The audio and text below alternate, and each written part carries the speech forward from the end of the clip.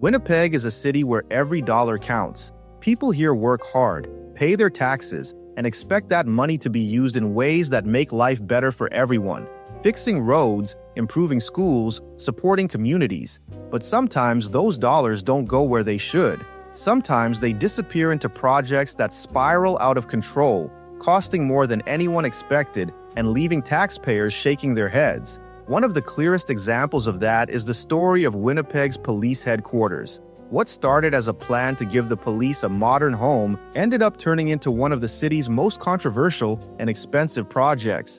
And for many people, it became the ultimate symbol of wasted tax dollars. The story begins back in the early 2000s. At the time, the Winnipeg Police Service was spread out across multiple old and outdated buildings. Leaders argued that the force needed a single, modern headquarters to function properly. On the surface, that made sense.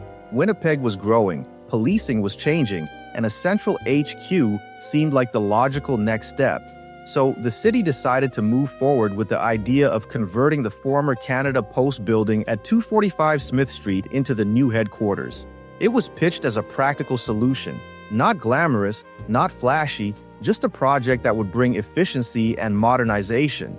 But almost from the beginning, things started to go wrong. The original budget was set at around $135 million. That was already a big number, but officials promised it was worth it for a once-in-a-generation investment in public safety. The problem was, that number didn't stay put for long. Costs kept climbing, and soon the project was eating up far more than anyone had expected. By the time it was all said and done, the final price tag was close to $210 million. For taxpayers, that was a gut punch. Tens of millions of dollars over budget, all coming out of public pockets. As construction moved forward, the controversy only deepened. Reports surfaced of mismanagement, rushed decisions, and poor oversight. Contracts were awarded in ways that didn't always make sense, with some companies receiving lucrative deals under questionable circumstances. The quality of the work was also criticized, with parts of the building needing repairs not long after it was finished. To the average Winnipegger, it felt like a textbook example of how not to run a major project. Then came the investigations. The RCMP launched a probe into allegations of fraud and corruption linked to the headquarters project. They looked into whether city officials and contractors had colluded to inflate costs or manipulate bids.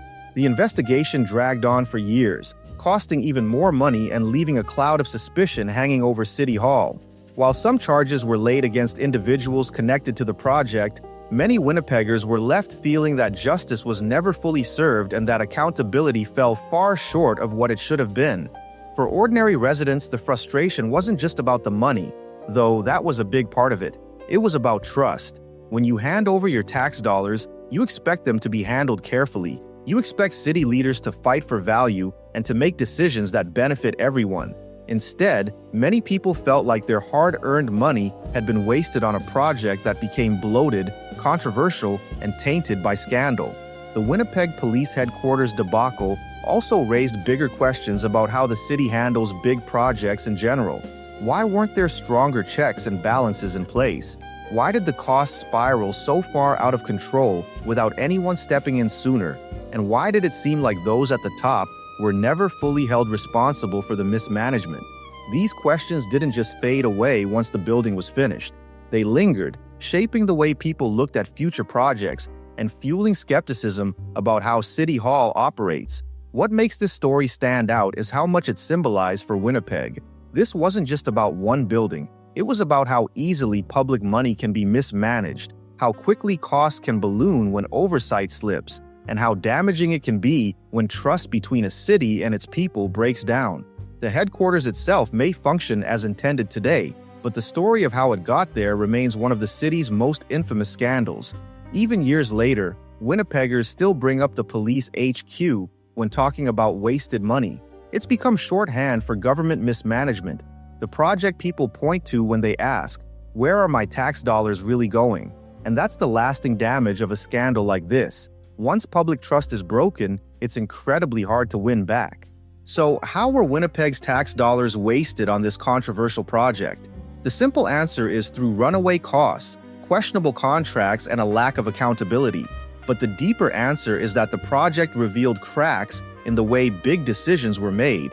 It showed how easy it is for oversight to fail, how quickly millions of dollars can vanish into mismanagement, and how slow justice can be when powerful institutions are involved. For many, the lesson of the Winnipeg Police Headquarters is clear. Transparency matters, accountability matters, and when those things are missing, even well-intentioned projects can turn into disasters. The city may have a new police HQ today, but the price it paid wasn't just in dollars, it was in the trust of its people.